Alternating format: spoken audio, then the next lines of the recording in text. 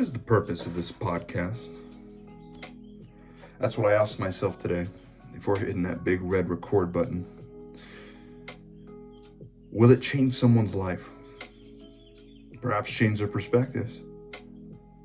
Or maybe even change the way they view forensic science? And why did you click on this link today?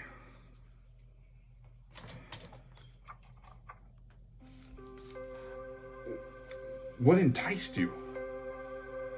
What brought you back into the forensic science field? Perhaps you're trying to gather knowledge for research, or rather, gather info that could maybe help you one day. Maybe I'm speaking to one of the 36 murders I'll speak to in my lifetime. Hopefully not. But that's besides the point. We're all here because we love forensic science. We want to know more about it. Anything we get our hands on. Old reports, new reports, new developments. One of my favorites was the Golden State one, where they found, I don't like to go into detail on it in the first podcast, of course, but he really caught my eye, and through forensic science, 30 years later, they were able to pinpoint the guy who did it. And he's rightfully behind bars. Through the developments of science and everything that we've come with it, it's really pushed our boundaries on what we can do and what people can get away with nowadays. But back to the topic.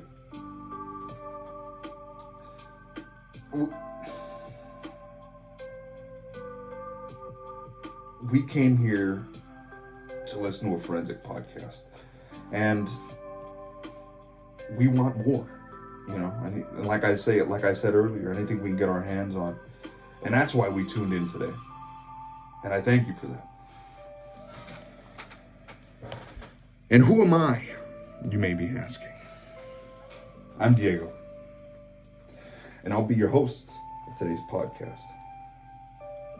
And I'd like to formally welcome you to Diego's Forensic Science Podcast. I know it's a long name, but we're still working on it. This is our first episode after all, and well, you don't usually come up with a great name till the second or third. Of course, with the fan base, of course, that would really help with, well, maybe turning this into a real podcast. Maybe we're able to get some fan feedback in the comments section, whatnot. But that's for a later date to discuss. And I'm sure you're asking yourself this question, just as I asked myself this question before I started this podcast.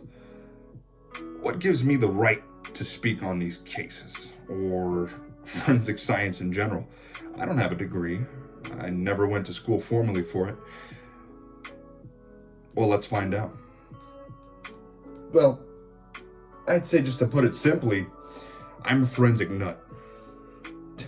I've watched almost every episode of Forensic Files, and I mean almost every single one, and even the reboot. And let me tell you, that was hard to sit through. You gotta really be a forensic nut to sit through that one. But hey, I'm pretty sure I've seen more than enough to get away with it myself if I had to. I'm not putting that out there, but I'm just saying, if I had to, I think I've seen enough to get away with one. Now,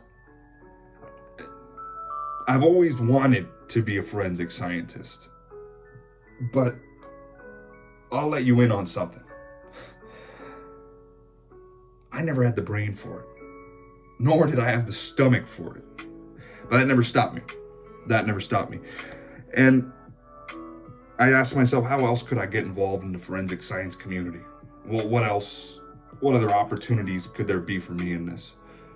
And I stumbled across podcasts, just like forensic science. Why not just do it without a camera? Make it entertaining. Put your own personal touch on it. And that's why I started this podcast. Let the pros get their hands dirty. And I'll come right along from an outside perspective and maybe offer a helping hand. Because as you know, I don't have the stomach for this, and it's kind of hard to watch these scenes a good amount of time without the blur. But I hope that just gave you a nice little insight into what this podcast is. And well, I'd like to thank you for your time. And I hope to see you in the next episode of Diego's Forensic Science Podcast.